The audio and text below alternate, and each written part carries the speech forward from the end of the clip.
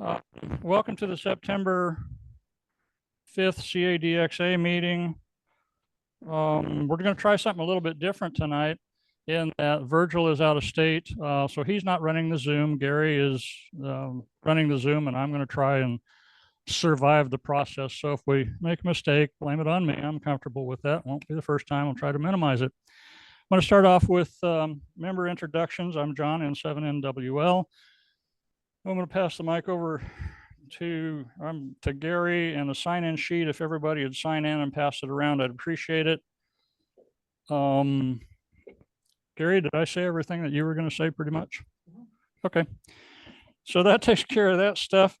Program tonight, let me see if I can share. I have practiced this till I'm blue in the face, so I'll probably not do it right. Hey, look, that's us. Thank you. And it's recorded.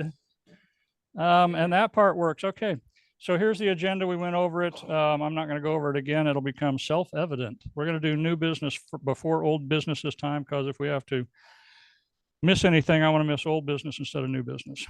So the program tonight is Rob, N7QT, who is up on the screen, is going to do a presentation on the H40WA Temotu to Temotu.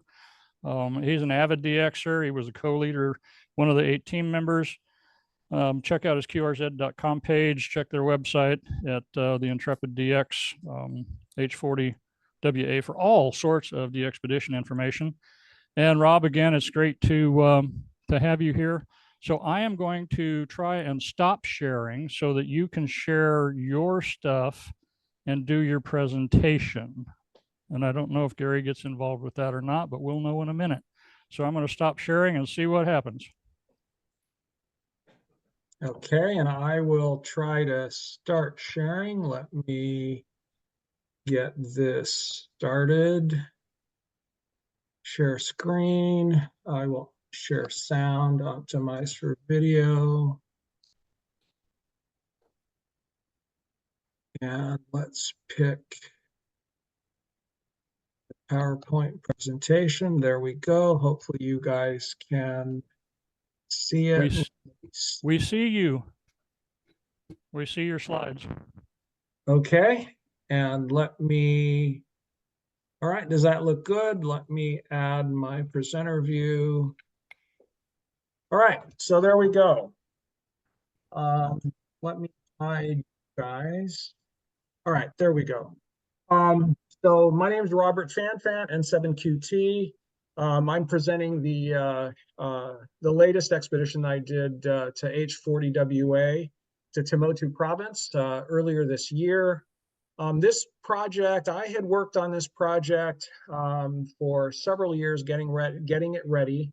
We had originally slated this project to happen October, November of 2023.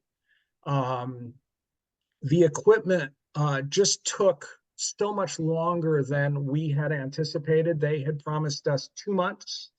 We had shipped the equipment from California to Temotu.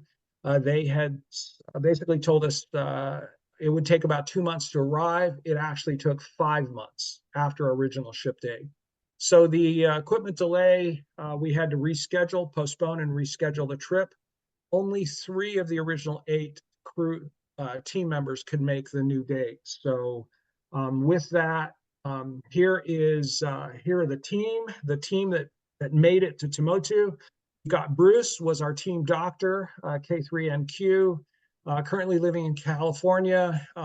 He was essentially our encyclopedia of knowledge, super smart guy.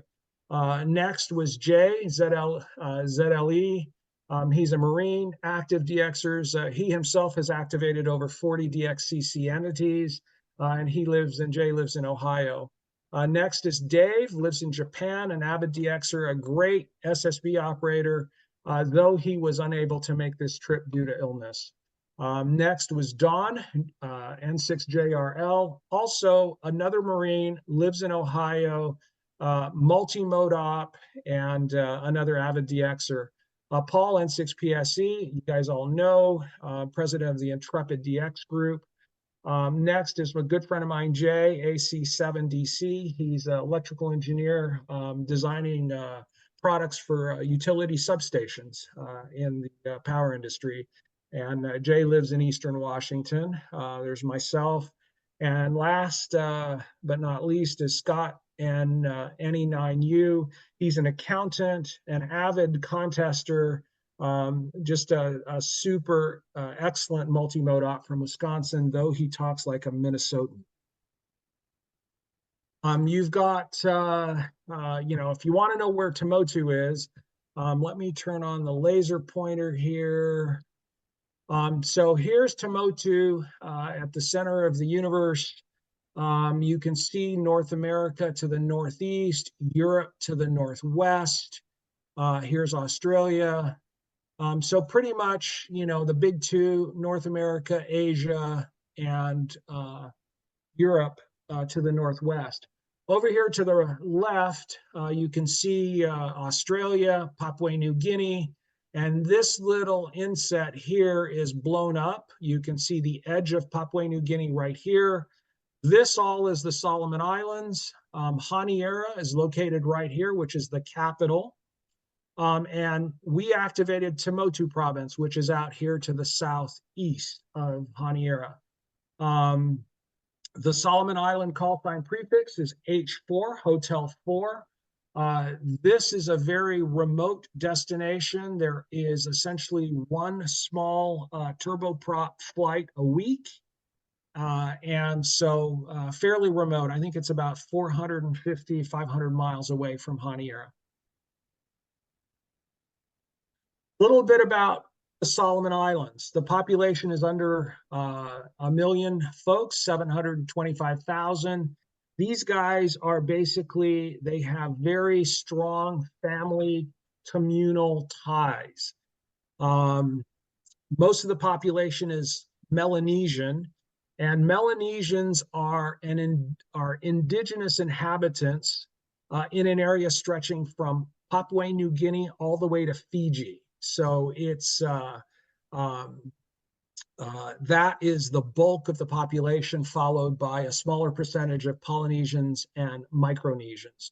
The language, the official language is English, though Pidgin is most commonly used, and there are about 80 dialects of Pidgin. This country is 95% of the population identifies as Christian, with the Anglican Church coming in at about 30%. The flag on the right is the flag of the Solomon Islands. There are 9 provinces that make up the Solomon Islands. Honiara is part of Guadalcanal province, the capital, and we activated Temotu, which is the 8th province in the Solomon. The most important thing to note is 75% of the population basically ekes out a subsistence living from farming and fishing. That said, 75% of the population is dirt poor, basically living off the land. The average salary is about $2,400 a year, though I think this number is skewed by those in Honiara making, essentially making and earning through work. They basically import about half of what they import, twice as what they export. Their major trading partners, essentially Australia and Malaysia and Japan. Fishing, timber, and palm oil make up the bulk of their exports. And these guys are in about $2 billion in debt due to financial mismanagement. So here we are getting ready.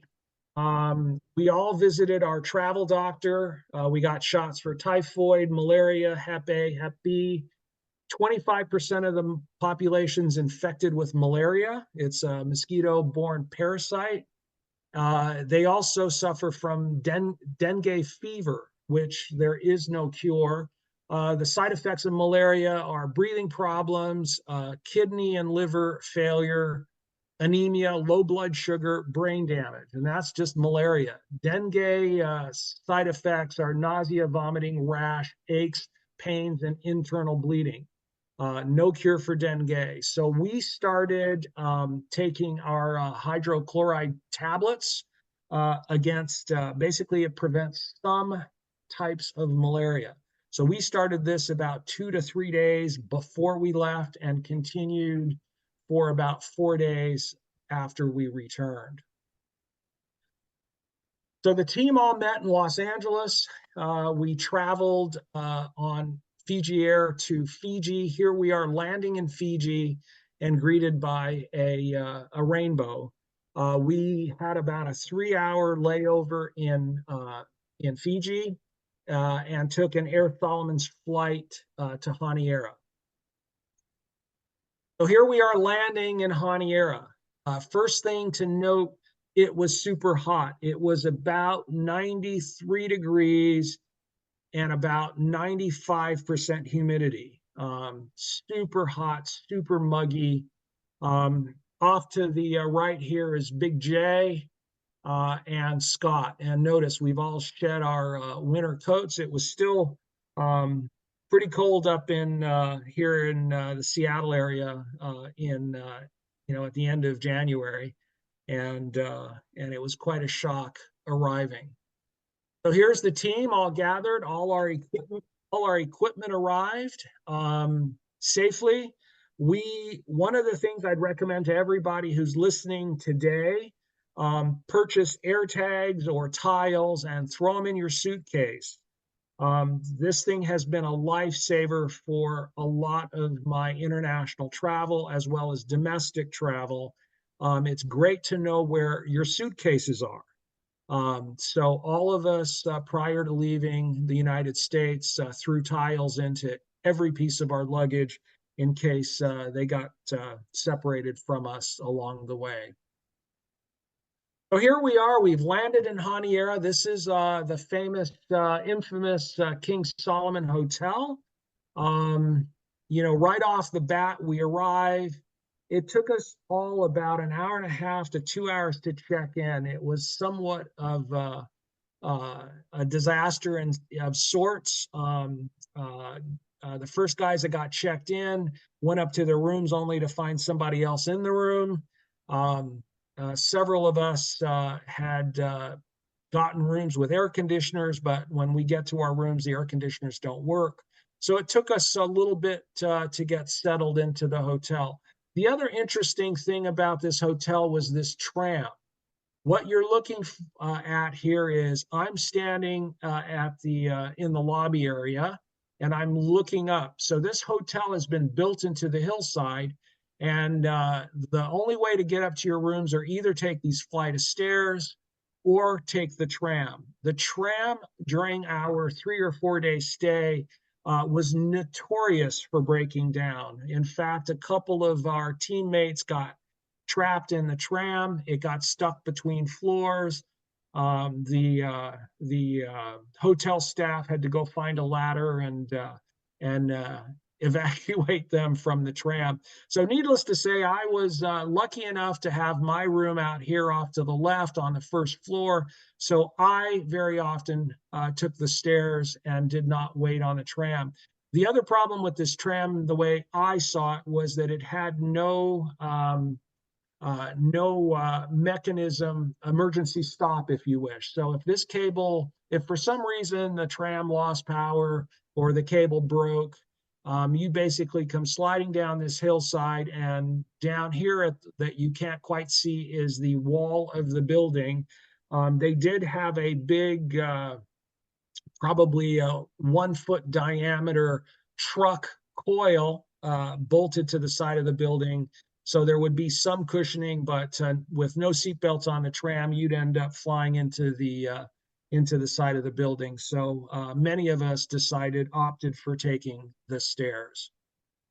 One of our famous, one of our favorite haunts was the Breakwater Restaurant. It was a great cafe. Here you've got Jay standing in front. It was run by an Australian couple with typical Aussie food, wonderful meat pies, bakery. This is where we primarily had breakfast and our dinners. One of the interesting things about this photograph is this gal that is behind the counter. Her name is Claire. And after 2 or 3 days of coming by every day to order food, Claire asked me, she goes, "What are you guys doing here?" It turns out that Americans make up 1% of the tourists in Solomon Islands. So we are a pretty low percentage of the tourists that come to this island. She's like, "What are you guys doing here?" And I basically explained to her, we are heading off to Temotu province. And she goes, "Where are you staying in Temotu?" I said, "Well, we're going to Lomlong and we're staying with our host, Ben Hepworth." At which point she smiles and she goes, "Ben Hepworth is my uncle." And so that was quite a surprise to just, one of our favorite haunts is we've got a relative of our host in Motu province. Another interesting thing that occurred is we went out to dinner at a Japanese restaurant, and we ended up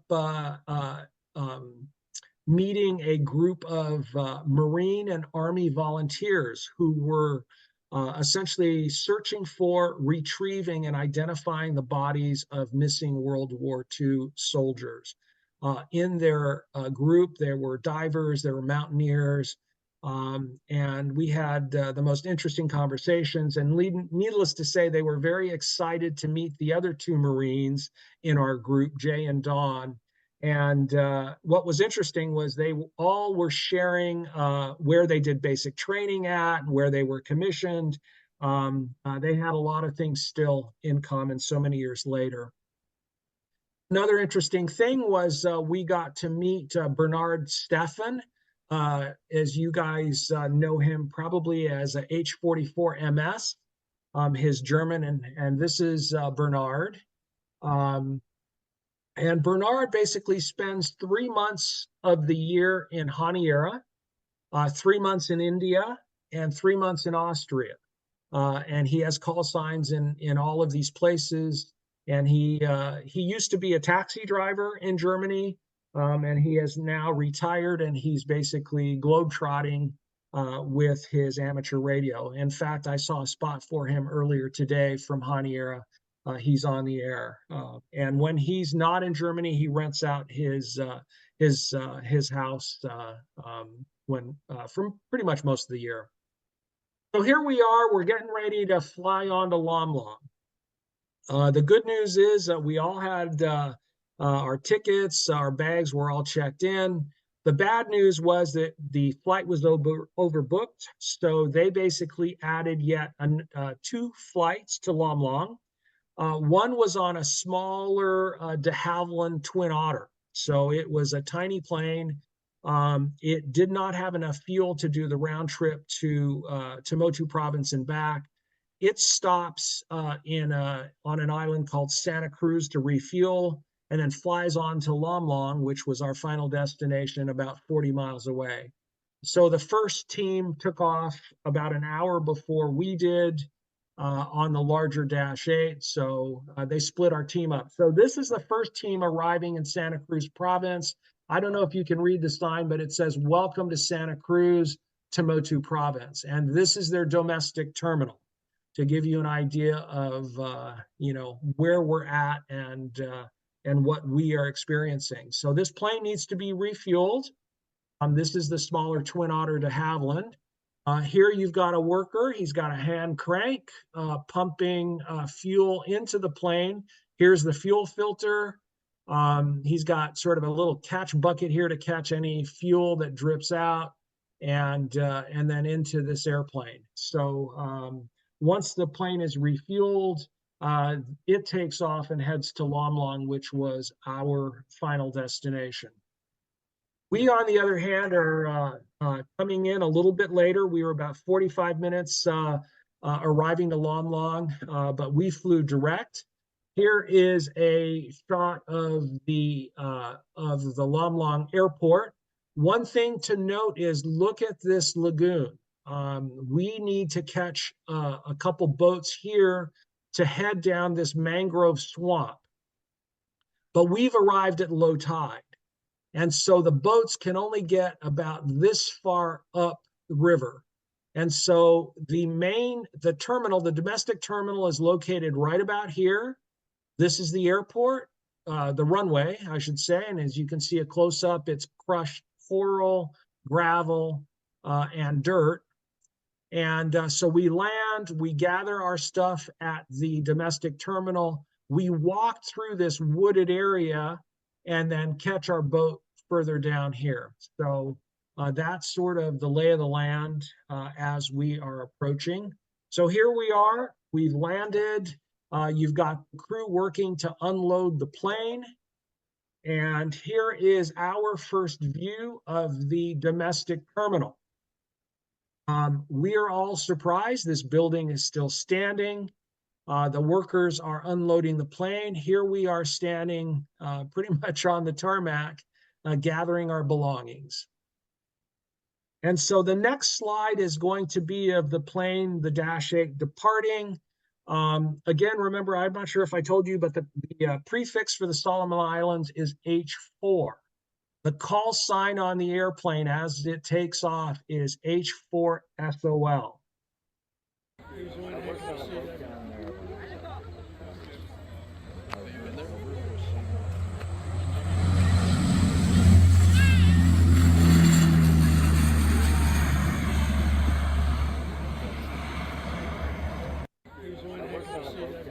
So the interesting thing is the entire village comes out to greet us. They've set up open market where you can buy fruits and vegetables. And so here is a short video of us walking through that forested area to our boats.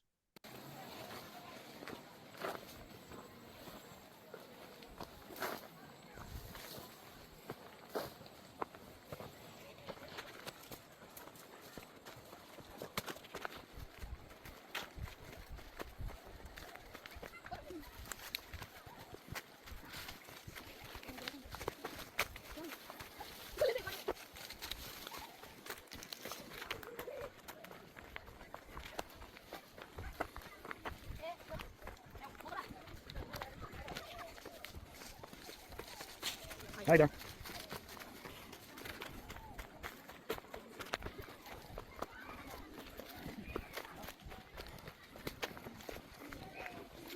And so here is Ben, our host.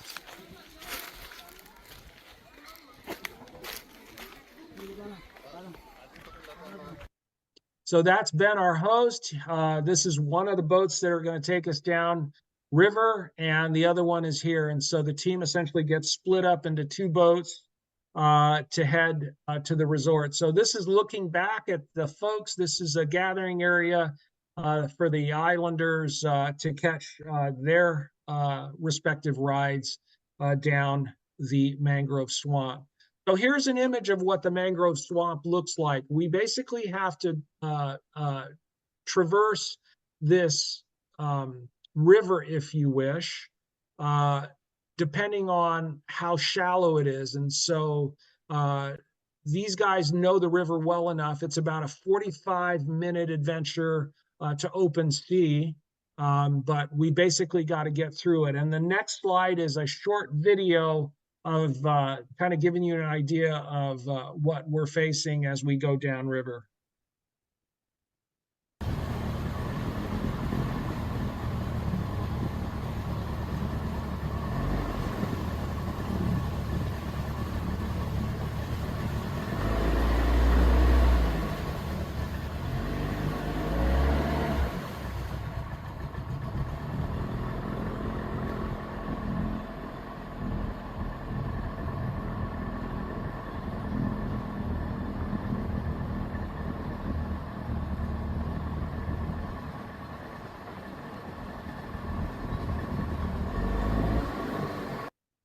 So depending on where we are at, sometimes we had to get out of the boat to help lessen the load and push.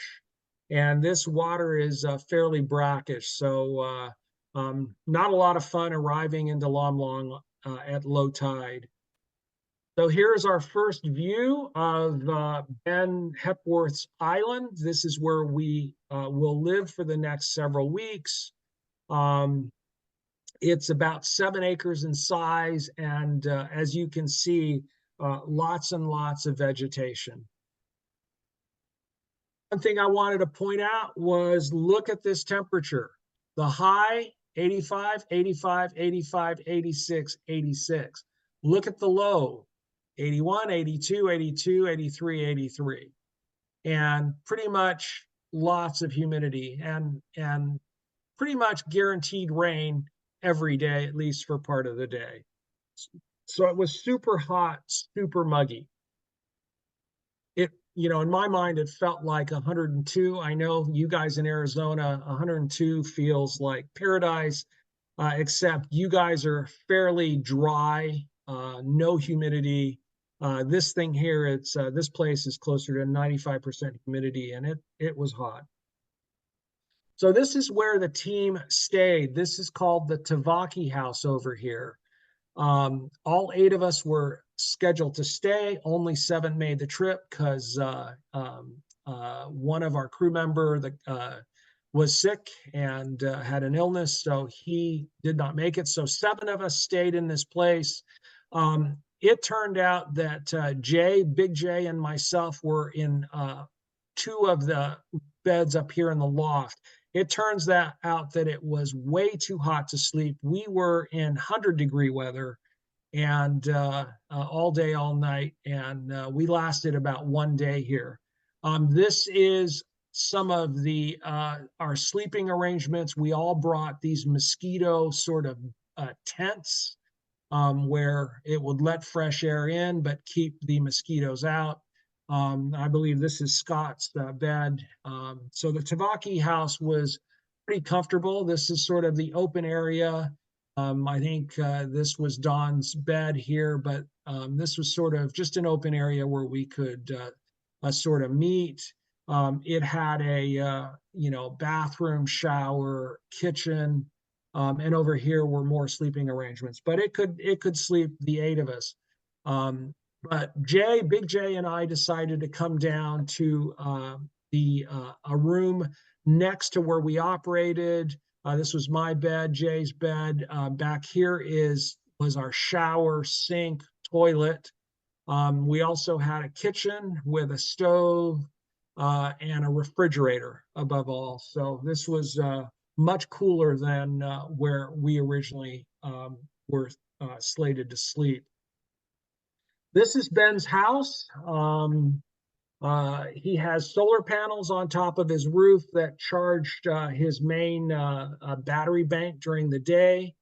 About 5 o'clock in the afternoon, he would fire up his generator. The generator would run till about 10 p.m. to power the lights, the stove, and his refrigerator. That was the time we consumed the most power.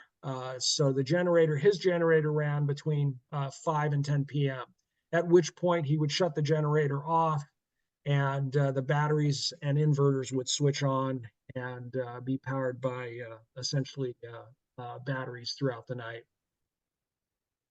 Another very common thing in the South Pacific is that family members are buried on family soil.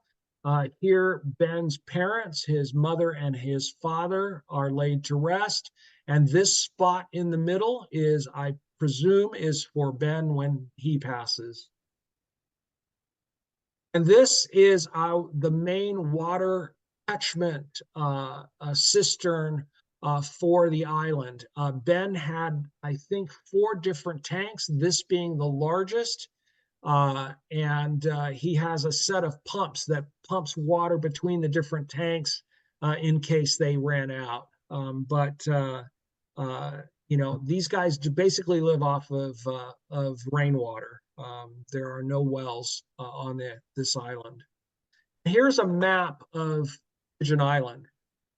We operated down here. This is where Jay and I slept in one of the 2 units. The operating unit, this is where we operated from the other unit down here. This is the Garando Resort, much like a duplex. North-south runs this way. This is the main cistern water catchment. It's a storeroom timber shed. they had a pier down here where the locals would come and buy supplies. So Ben and his daughter ran a store. They sold gasoline and diesel to the villagers that would come by. This building here is where Ben's daughter and husband and family stayed. He has a boathouse where he docks his boats and does his repairs. This is the Tavaki house where we all slept. Ben lives here with his family, and this is where the banks, the batteries are stored here.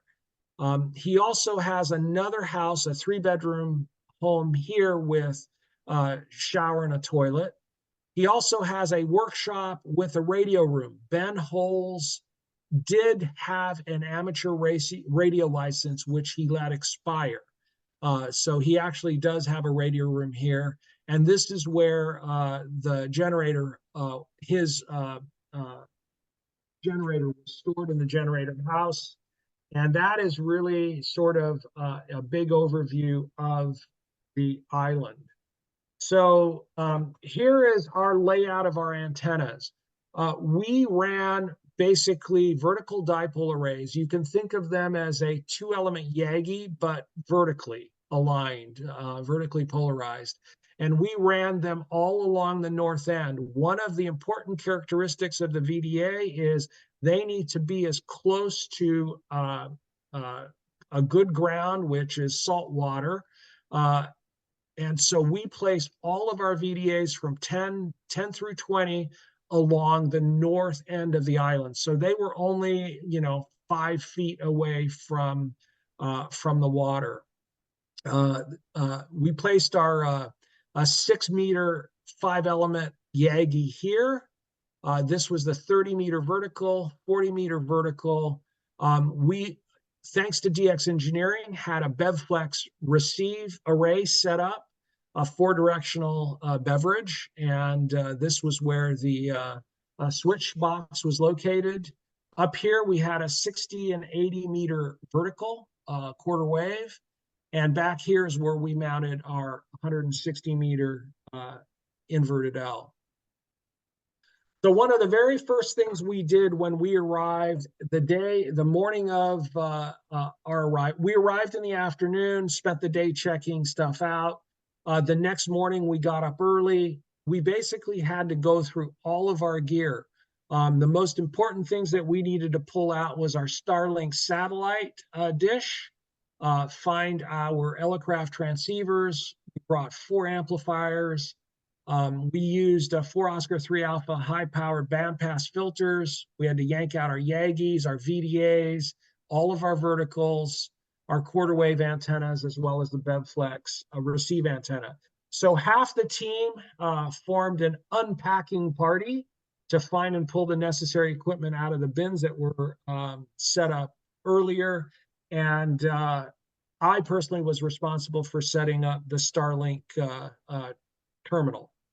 So here is a picture of the Starlink terminal on top of the roof where we operated. So this room down here was our operating unit, and Jay and I stayed off here in this other unit. And as you can see, the terminals on top has a clear opening, somewhat of a clear opening to the sky. We would get dropouts probably every hour for about a 1 to 2 minute duration. So here is the setup of our equipment. We had 4 stations, station 1, station 2, station 3, and station 4. On the table are our bandpass filters. So every station was labeled, starting with station 1 all the way to station 4. And what you would do is, let's say if you were on station 1 and wanted to run 80 meters, you would find the output, a coax labeled S1 for station 1. You'd find the 80-meter bandpass filter and basically plug it in. The output of the the bandpass filters went to the appropriate antenna. So really, you just needed to match what station you were with to the input of whatever band you wanted to operate. And we had a small kitchen here, but it was not used, as well as a bathroom in this unit. Ben built a small shed for our generator. We purchased a 6.5 kilowatt generator, Westinghouse generator, new in Honiara, and we had it shipped to Lomlong, Ben's place. Ben and his crew and his team, his workers, were responsible for keeping our jerry cans filled. These are 5 gallons each. And over here is a picture of the Westinghouse generator. One of the best things that we did was we brought along an electric fuel pump, a battery operated fuel pump. So all we would have to do was place the jerry can here, drop one end of the fuel pump into the jerry can, open the lid of the tank on the generator, and just hit a button, and it would slowly fill the generator safely. The advantage there is we could fill these generators hot, meaning we didn't have to shut down every time to refuel. So here we've got helpers. I've got Scott here and Dr. Bruce working on the 20-meter VDAs. None of these guys had ever seen VDAs, so pretty much training everybody how to put all this stuff together. So it was pretty slow going. It took us about 2.5 days to get set up. Here I was responsible for getting the network up, the stations up, and the communications with ClubLog. We were doing live stream. All of that took time to set up. So that was my primary role with Little J. Here, Don is working with Paul on their responsibility was building the 6-meter Yagi. And we hired all of these local kids to set up radials. So it was wonderful having help getting this stuff set up. It was very tedious. It was hot, muggy, super, super hard work. A lot of us suffered from dehydration, the effects of dehydration. I included this picture. So here we are getting ready to put up the 20-meter vertical. The reason I included this picture, take a look at my shirt, soaking wet. The back is dry, but, even my pants, soaking wet. Jay, you can't see it, but he's completely drenched. And this is, an hour and a half into the morning. So super, super hot.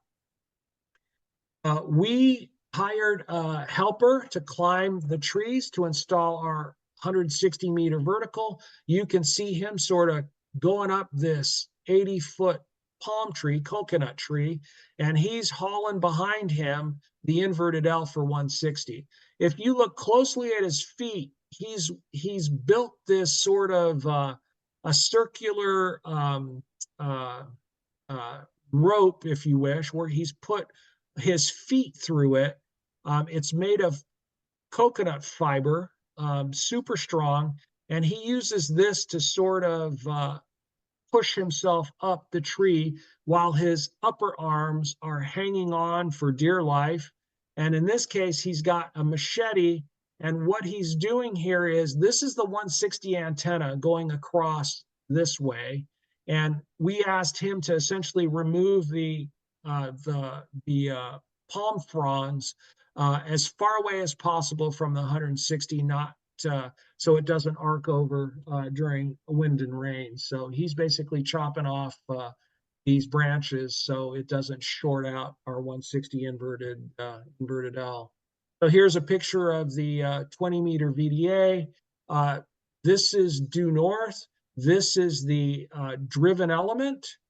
And this longer aluminum section here is the reflector. So we're basically beaming everything north, since the US is to the northeast and Europe to the northwest.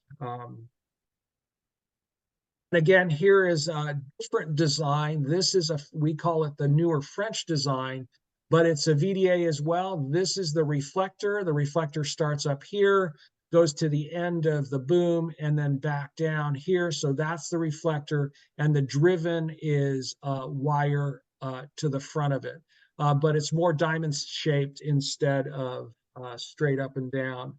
And then this is a picture of our 10-meter VDA. It's hard to see, The reason I included this photograph is take a look at all this metal, as well as this cistern here with a bunch of reinforced rebar. So we could not get the 10-meter VDA to tune with all of this metal around. So on 10 meters, we just went with essentially a vertical dipole. We basically bagged the reflector because we couldn't get it to tune, and we did that for several of the antennas. This is the 15-meter VDA, same thing, couldn't get it to tune. So it also became a vertical dipole due to all of the metal on the water storage building and the shed. Here's another picture. This is our 30-meter vertical quarter wave, our 6-meter Yagi, and our 40-meter quarter wave vertical. Another image of the DX Commander, and we only had it for 60 and 80 meters. So here we are working. We finally got everything set up. This is Big J and myself operating. We formed 3 teams of 2 to 3 people. Each team operated 8 hours a day. We each had 2 4-hour shifts, and roughly every 3rd day we would advance by 4 hours. And so that meant over a 2-week period, every operator got a chance to operate every hour of a 24-hour period. So it allows everybody a chance at gray line, everybody a chance, to work the high bands as well as the low bands. So here is Scott. Thanks. CQ Hotel Worldwide 40, Whiskey Alpha. SSB. Whiskey Alpha 3 Alpha, 59K. Thanks, Hotel 40, Whiskey Alpha. Kilo 2, Charlie Juliet, 59K. Thanks, Hotel 40, Whiskey Alpha. So the next thing that happened was essentially one of the things that was very surprising was the food that we were served. Remember I told you it's fairly an impoverished nation, if you wish. Food is hard to get by. We were no different. We called this meat mystery meat. We believe it's liverwurst. We were fed this for every meal, the same meal for essentially 21 days. We had locally these little bananas. They were super sweet. It was almost like eating a candy bar. We all got every meal 1 can of tuna for the entire 7 of us, fresh cucumbers. The one thing that they did have was fresh bread baked every couple days. We had butter, some apricot jam, and some jelly. We always got a big serving of papaya and lemonade. Honestly, the most important meal of the day for me was dinner, where we would always get locally caught fish from the lagoon.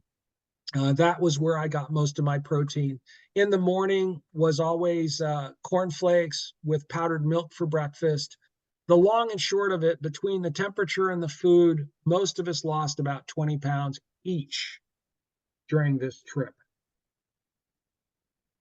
Here's a picture of the lagoon at low tide. Over here is another island where there's a village of about 200 to 250 people. It was, truly beautiful. But one of the things that we saw was the villagers are trying to eke an existence from whatever is available. So at low tide, every day you would see a lot of the villagers kind of scavenging for fish that are caught in these little tide pools. Everybody was out there. In the middle of the night, they would go with flashlights at high tide looking for food to eat. A lot of the kids were malnutrition. You could see it in their faces, super thin, and the sort of hollow eyes. These guys are struggling to make a living and surviving. Here's another shot of the lagoon at low tide. We walked out to these, they're called motus, little islands at the edge of the reef. And out here, as you can see, not very far from is deep water. And a lot of the adults at high tide would go out to the ocean to go fishing for bigger fish. Again, this is the pier where the locals will come and walk up the pier to go get gasoline. You know, really a beautiful place. So one of the things that the team did in our spare time was there were 5 of us that decided to come and visit the village. Remember, I pointed out the village that was that you could get to at low tide. So this is the 5 of us. I'm taking the picture, visiting the village. The mayor comes out, pretty much the entire community came out to see us and give us a guided tour of their village. And so here we are with quite the entourage of a bunch of kids and adults that kind of walked us through their village. Now here is the local grocery store that they have. Note, you know, a couple baby bottles or, you know, yeah, essentially small little Gerber bottles for the kids, the young kids. You've got some Johnson & Johnson powdered, you know, baby powder. Very, very sparse. And the reason this village grocery store, this is for a village of about 200 to 250 people. The reason I believe this is so sparsely, there's so little food here is because I believe the villagers themselves do not have enough money to buy this stuff. And again, they're just basically living off the land. Here's another view of the island life.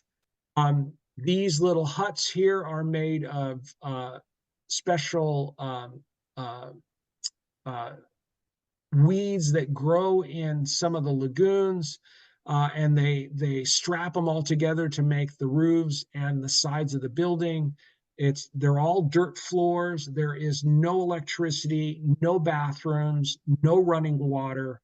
And one of the things that you'll see very common in the South Pacific is, notice there are no leaves, no debris.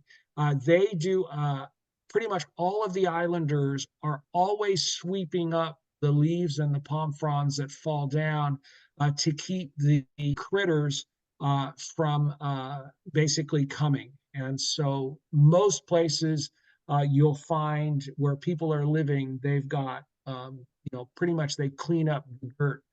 This is the only cistern for the entire village of 250 people.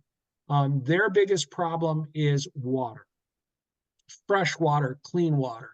And so if it doesn't rain, you know, they've got a real problem just trying to survive. Here's another shot of village life.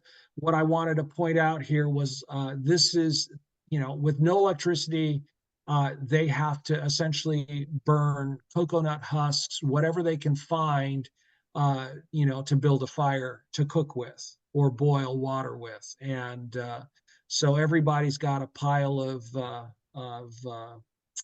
combustible to be able to make dinner. Again, the population is extremely religious. 95% of the population identify as Christian. Here is an Anglican church, St. Paul Church. And, you know, here's our entourage, and we're kind of visiting the church. Here's another shot of inside the church, and pretty sparse, but it is what it is. We were on an island just next door to this major village, and we would hear probably 4 to 5 times a night or during the day, singing coming from this church. So they would hold choir, their kids would go to school here. This was the center of the island community. This next slide I'm going to show you, or this next video, next to this church was a set of a bunch of PVC pipes that were sort of bound together. And I remember asking the mayor, his name was Ozzie Thompson, you know, what are these things? What do you have these PVC pipes all strapped together? And he said they were instruments. And then he asked if I was interested in having the kids demo this instrument. And I'm like, sure. So it took about 15 minutes to gather up the kids. And here is what human ingenuity looks like. And the kid's got wooden paddles in his hand.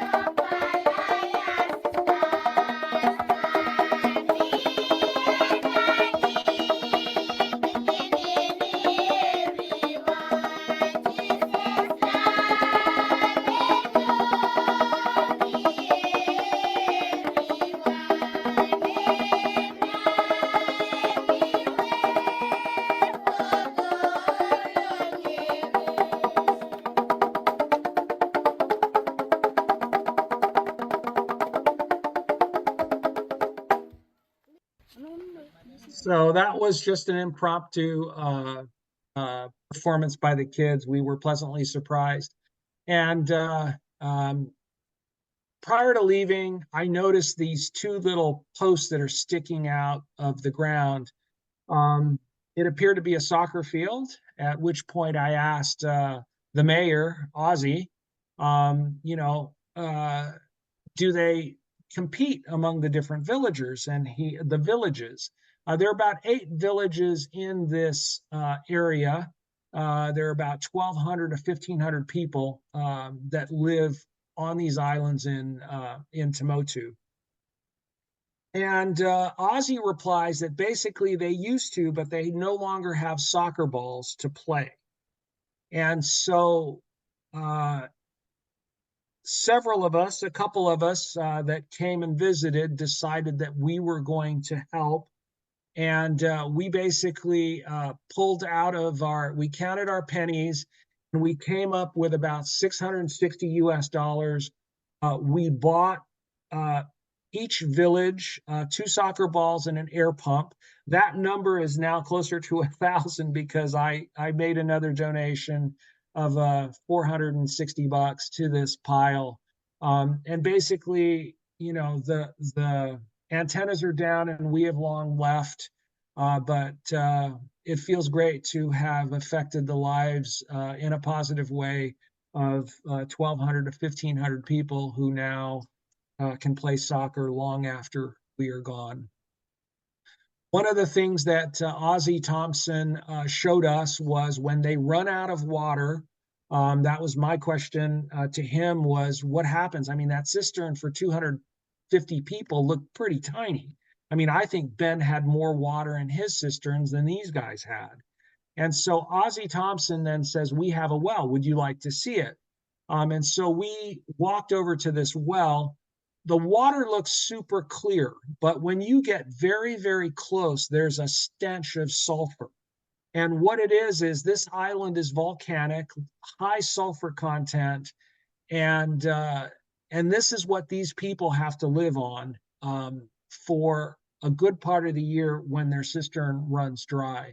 At the end of this short video that is coming up next, we're asking Ozzie, hey, is this clean water, clean water? He goes, at the very end of the video, listen carefully, and he says, it's not so clean.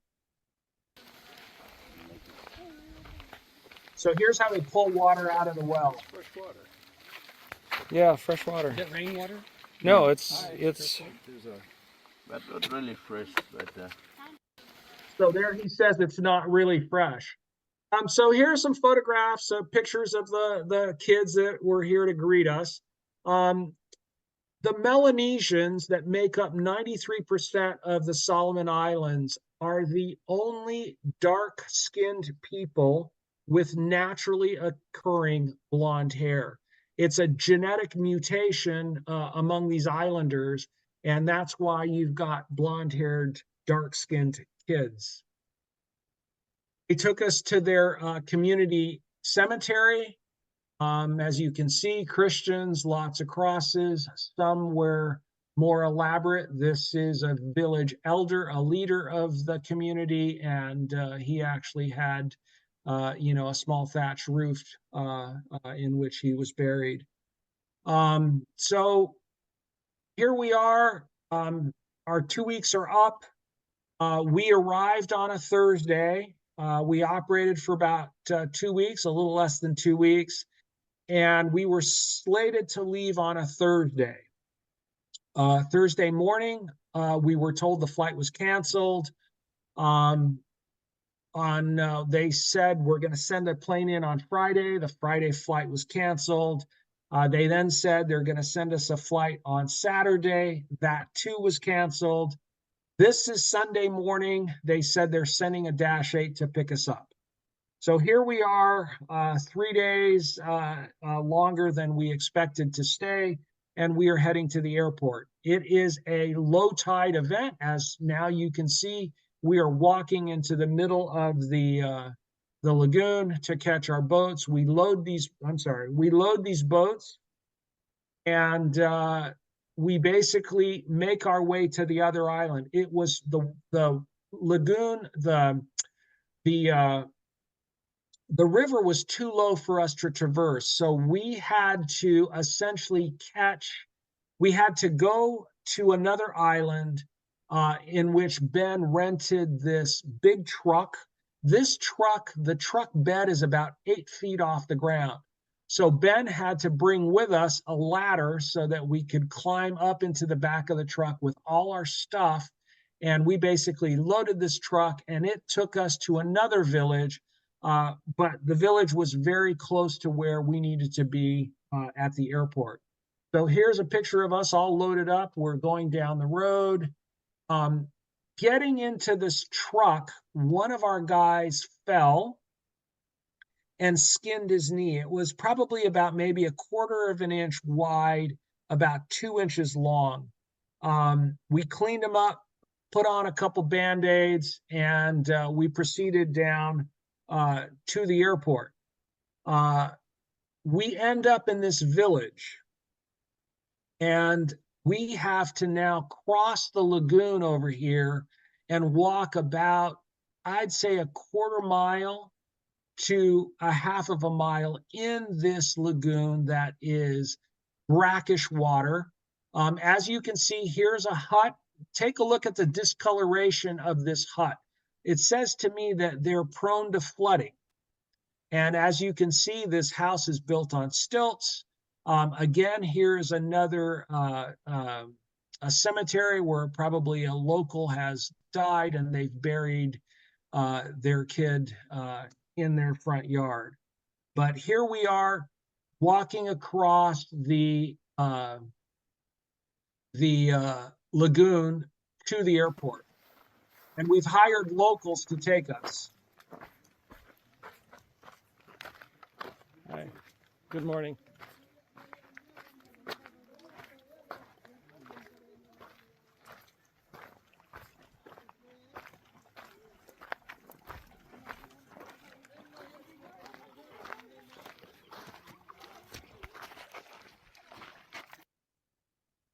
And this gives you a better idea of where we're at. We're walking out. We got into the lagoon somewhere here. We walked across the shallow area and we're getting out.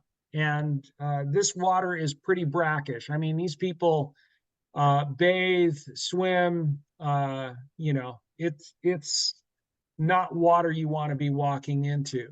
So here we arrive. We waited at the domestic terminal for about an hour and a half, only to be told the flight was canceled again for the third time. And it took us an extra week before we could actually, a plane arrived to take us. And so we basically head back to Ben's place. The reason I brought up the fact that one of our guys got injured on the truck was that 2 days after we walked through that brackish water, his cut was exposed. He developed a severe leg infection. In fact, it was so bad, we were thinking of calling an emergency evac to get him off the island. Lucky for us, Bruce, our doctor, had brought a very powerful antibiotic, and it took about 3 days for our team member to show improvement where, you know, his infection had started showing signs of drying up. But that was sort of a scary time for this expedition. And 3 weeks later, we finally get confirmation that the plane is in the air. At that point, we head to the airport. This has been our host. It was an election time during when we left. This was a local politician on our flight, and so this is pretty much the crew getting ready to leave. And we were pretty happy to be heading home after about 3 weeks. This is the result of our expedition. We were on the air just about 14 days, a little less. We did about 61,000 queues, 15,000 uniques. We worked 155 DXCC entities, CW 34% of our queues. Sideband was a little bit low, a little disappointed with this number. And FT8 is pretty much 50% of all expeditions now. Breakdown, we had a really nice run on 6 meters to JA, primarily JAs, about 600 of them. It was a 5-hour opening, and we made the best of it. Look at 10 meters. Remember that vertical dipole with no reflector? Almost 12,000 queues. This, the 12-meter band and the 17-meter band, the only reason these numbers are so low was that over the 2-week period, a couple of the ops plugged the wrong filters in, and we ended up losing our 12-meter bandpass filter as well as our 17-meter filter, and it caused interference on these bands. So these are the only reason these two bands are so low. I believe they would have been much higher in numbers. But regardless, 75% of all of our QSOs were 20 meters and up. We did about 230 on 60 meters. A little disappointed with 160. I prefer to have at least 1,500 Qs, but you know, at the top of the solar cycle, it was and far away from the United States. This was pretty disappointing, at least for me, having such low numbers on 160. The breakdown: Europe and Asia pretty much split 50 or 35%, 35%. North America got about 24%, and the rest is what I would consider normal percentages. One of the things that I wanted to thank Brian N980G for all of his work in supporting WSJTX and truly making a difference. Brian is a good friend of mine. He's been on 3 or 4 of my expeditions. He's a developer on the WSJTX team.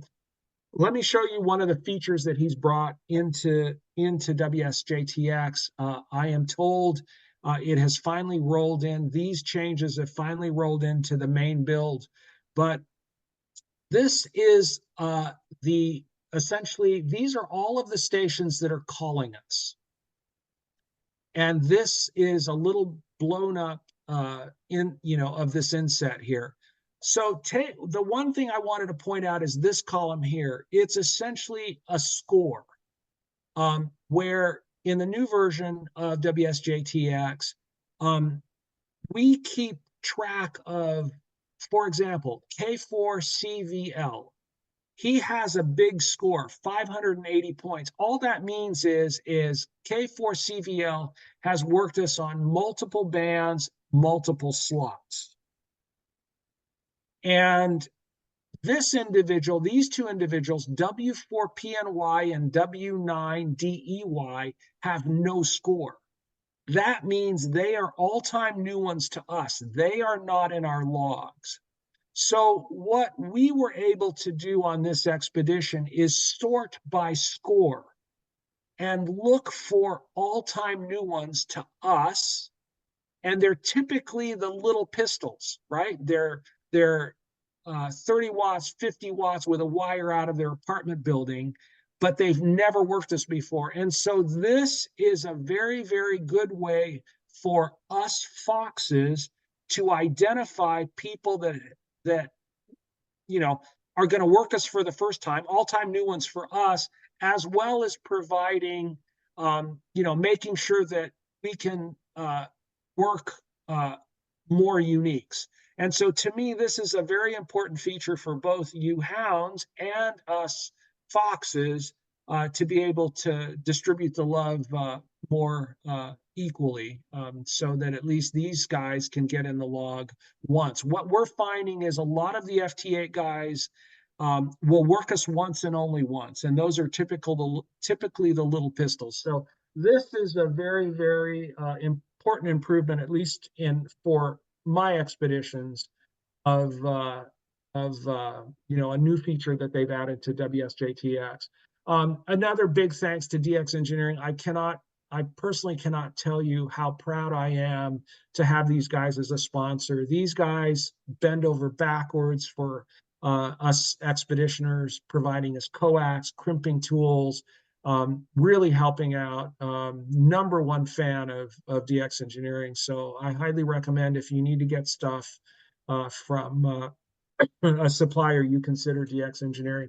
But these are all our sponsors of the H40 operation. And with that, are there any questions? And I'll stop sharing.